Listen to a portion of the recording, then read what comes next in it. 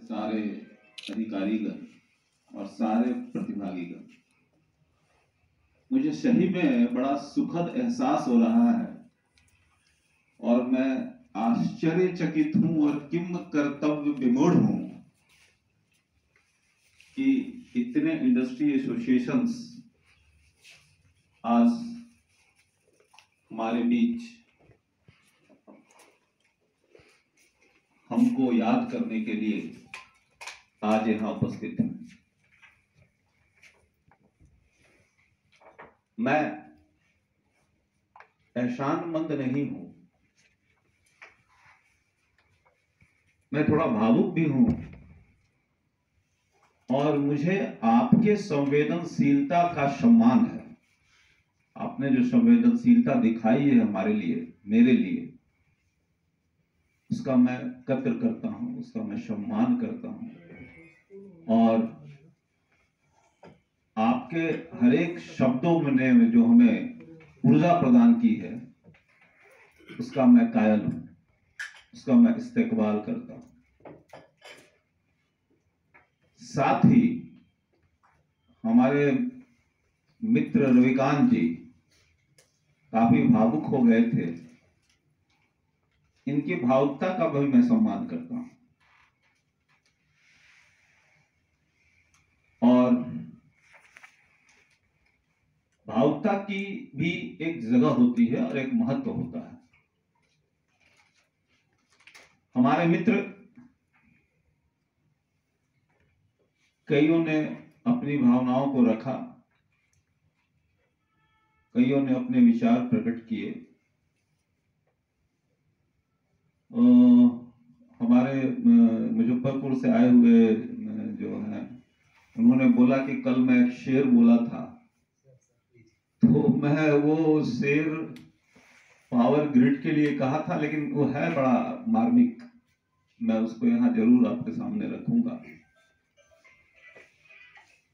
कि मैंने कांटों को नरमी से छुआ है अक्सर,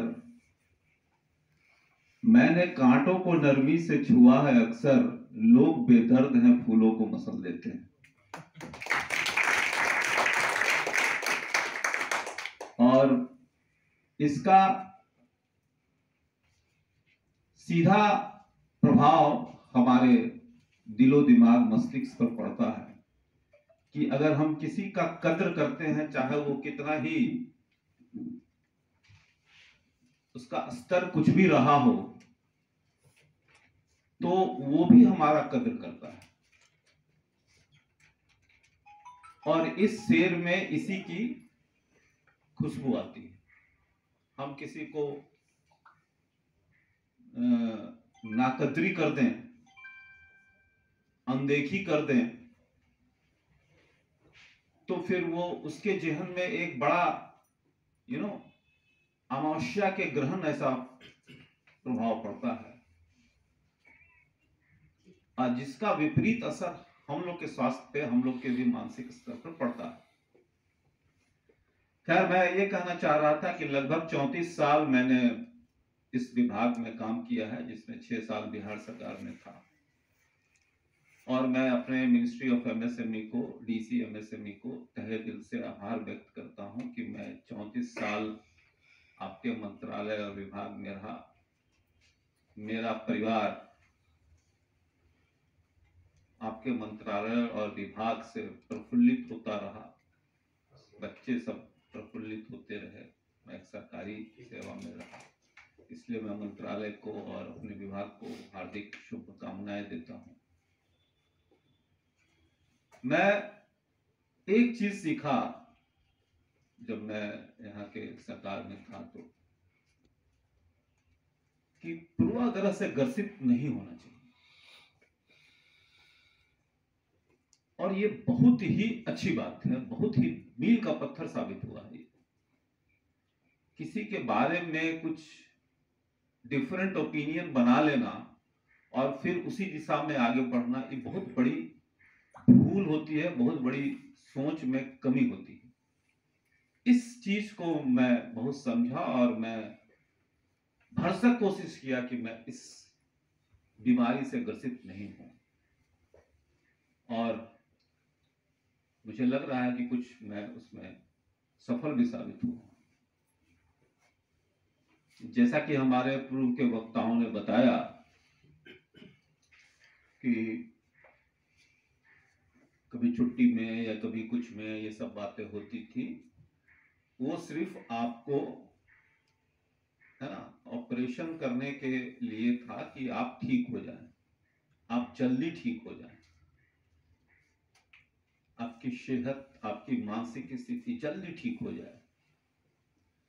और मैं सही में, रोहतगी जी ने कहा, मैं काम के प्रति बड़ा संवेदनशील हूं, बहुत काम के प्रति डिवोशन और एग्रेशन दोनों है, और इसका ज्यादातर जगह मुझे फायदा मिलता है, कहीं कहीं, लेकिन ज्यादातर जगह मुझे इसका फायदा मिला है। तो चूंकि भारत सरकार के बहुत प्रतिष्ठित मंत्रालय के आप लोग अधिकारी हैं, आप लोग उसमें कर्मचारी हैं, अगर इस तरह का मानसिकता और डिवोशन आप में हो जाएगा तो सरकार बहुत आगे बढ़ जाएगी।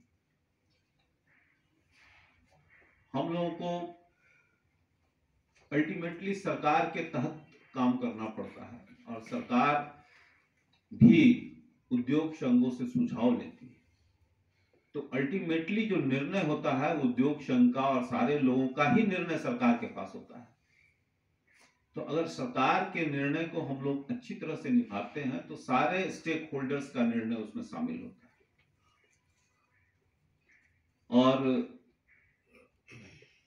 मैं बहुत जगह पोस्टेड रहा पूरे 34 साल में, काफी हमने उतार चढ़ाव अपने 34 साल के सर्विस में देखे हैं। हमने सीवीसी भी देखा है, सेंट्रल विजिलेंस कमीशन, 3.5-4 साल तक उसको हमने बहुत नजदीक से देखा है, समझा है, महसूस किया है।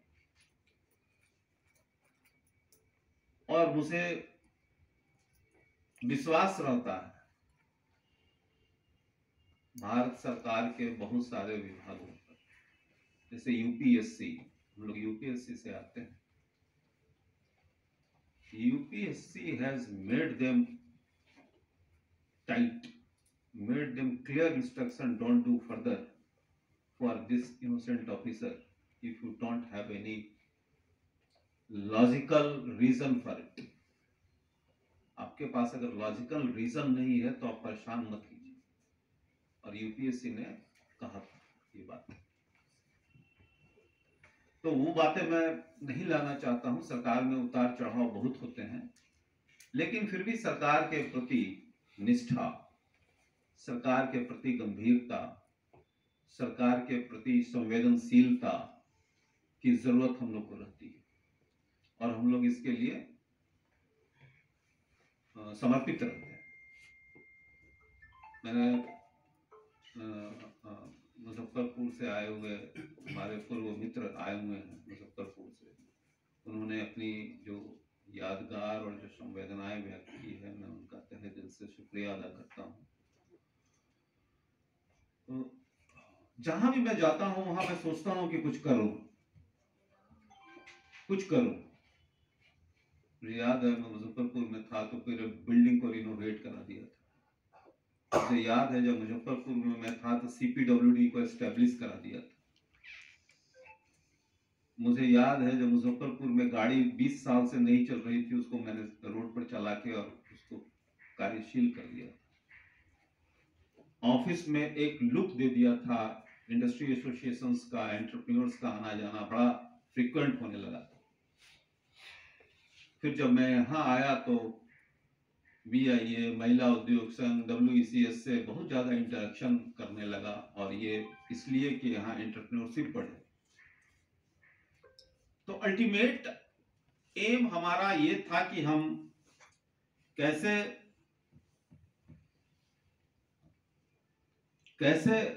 अपने काम को यहाँ पर उद्योग के लिए समर्पित करें, अपने आप को। कुछ अनजाने में कुछ बातें हुई होंगी जो किसी को शायद अच्छी नहीं भी लगी होगी, लेकिन उसमें मेरा ध्येय ये नहीं था कि हम किसी के मन को दुखाएं या किसी को तकलीफ पहुंचाएं। एक बड़ा अच्छा इसमें 2 लाइन की पंक्तियां मैं कहना चाहता हूं। मुझसे तो रही होगी कशिश किसी को, मुझसे तो रही होगी कशिश किसी को, पर्दे पर नहीं नेपथ्य से याद करोगे मुझे। पर्दे पर नहीं नेपथ्य से याद करोगे।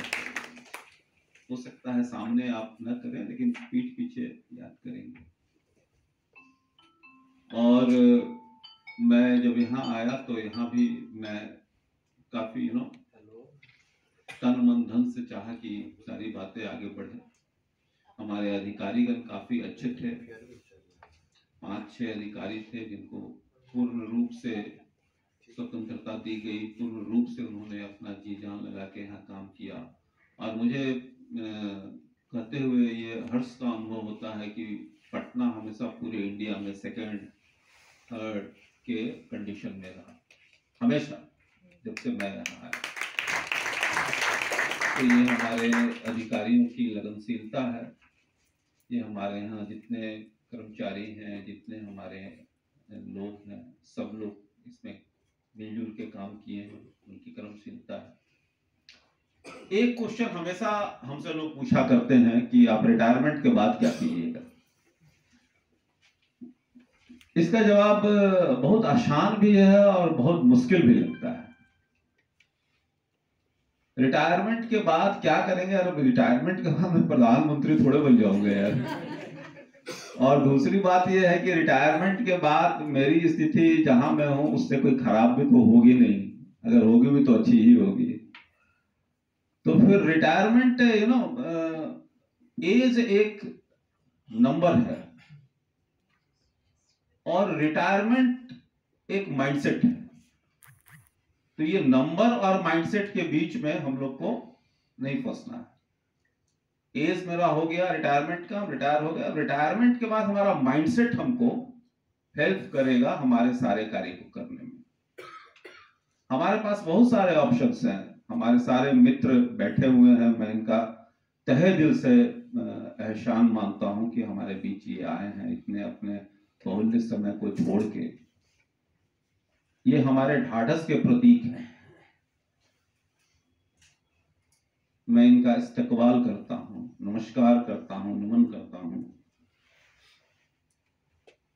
शेखर सुमन जी भी काफी यंग हैं और काफी इमोशनल हैं। मैंने इनके इमोशंस को देखा है कुछ दिन पहले, और इन्होंने आज मुझे गीता का एक बुक दिया है। ये मैं पहले भी पढ़ा था, मैं फिर पढ़ूंगा। हर बार उसमें कुछ नयापन नजर आता है और मैं ये सब चीजें बड़ा पढ़ता हूँ, ध्यान रखता हूँ। खासकर मुझे दिनकर की कविताएं बहुत अच्छी लगती है, बड़ी प्रेरक लगती है। मैं लगभग पूरा भारतवर्ष घूमा हूं 2-4 कंट्री को छोड़ के। मुझे अपना देश, जब मैं आ जाता हूं अपना देश, तो पता नहीं इतना लिबर्टी फील होता है, इतना स्वतंत्रता महसूस होती है कि डॉलर खत्म करो यार, $1 वहां 80 रुपया का, 80 रुपया में तो पूरा खाना मिल जाता है, वहां $1 में कुछ नहीं मिलता। तो इतना अच्छा लगता है मुझे जब मैं बाहर से यहाँ आता हूँ, तो फील होता है कि ये भारत जो है कितना व्यापक देश है, कितना व्यापक इसमें संभावनाएं हैं, और इसकी व्यापकता को हम लोग बरकरार रखें। हम लोग रिटायरमेंट के बाद मैं आप लोगों का उम्मीद करता हूं कि दूरभाष से या जैसे भी हो मिलना जुलना रहेगा। और अगर आपको किसी तरह की असुविधा होगी तो निसंकोच याद कीजिएगा, जो भी हो सकेगा। और अगर मुझे कोई असुविधा होगी तो हम भी निसंकोच आपको याद करेंगे। ज्यादा समय नहीं लेते हुए, क्योंकि मेरे पास बोलने के लिए बहुत कुछ बचा नहीं है,